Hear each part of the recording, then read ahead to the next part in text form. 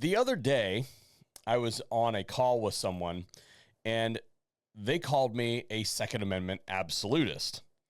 And they meant it as a pejorative. And this is something that I see continuously popping up, and it's going to only get more and more intense as we grow closer to the election. This is mostly coming from, quote unquote, our side of the equation, but it can happen from either side. And I'm here to tell you today how you should respond to this, because what these people do when they call you a Second Amendment absolutist is they're trying to provoke a response from you and get you to walk back your position, trying to get you to concede something somewhere where they can find an attack point. And the best way to handle someone who calls you a Second Amendment absolutist is thank you.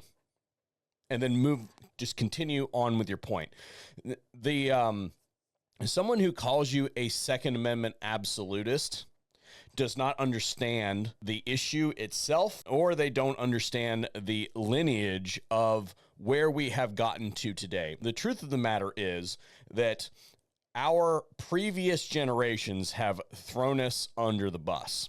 They have allowed infringement after infringement on an enumerated constitutional right. Everything from like the 1934 National Firearms Act that has built upon that has been 1 inch, one cut at a time. And whenever we give any kind of concession on anything associated with Second Amendment rights, it always turns into the inch to a mile thing. Well, lately, it seems as though the inches that we gave up in the 1930s have been used to take 10,000 miles worth of rope.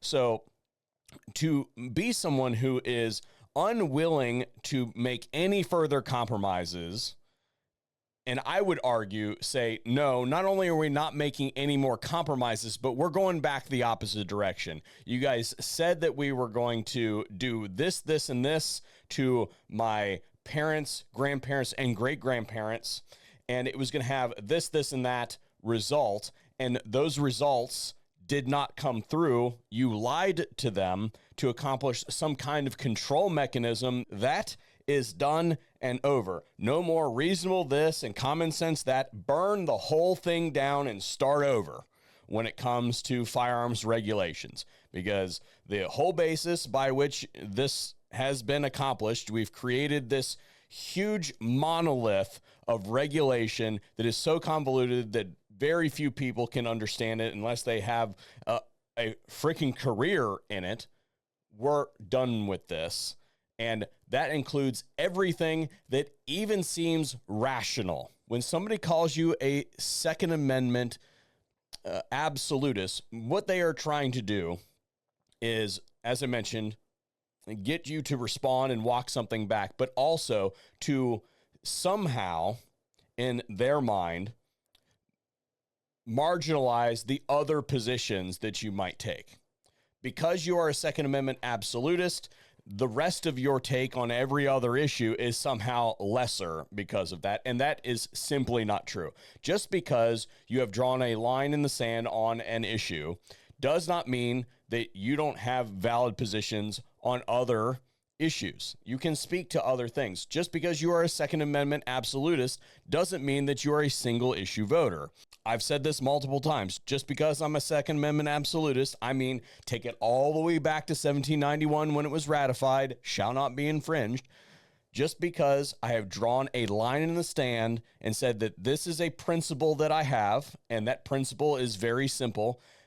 Americans get to choose how they defend themselves, with what implements they defend themselves. It is part of our heritage. And the last time a government came in to try to take our weapons away, we shot them in the face and fought a war for our independence against them. That may hurt some people's feelings, but it's the truth of the matter. And I honor the fact that those people had the stones to stand up to one of the most powerful governments in the world and say, not another inch. Just because I hold that historically accurate position does not mean that I can't have other interests in what my government is doing. So no, please stop doing that. You look like a fool when you call me a Second Amendment absolutist, trying to make it seem like that's a bad thing. I wear that as a badge of honor. So the best way, again, to handle people that try to do that to you is to deflect by simply affirming, yes, I am, but that's not what we were talking about.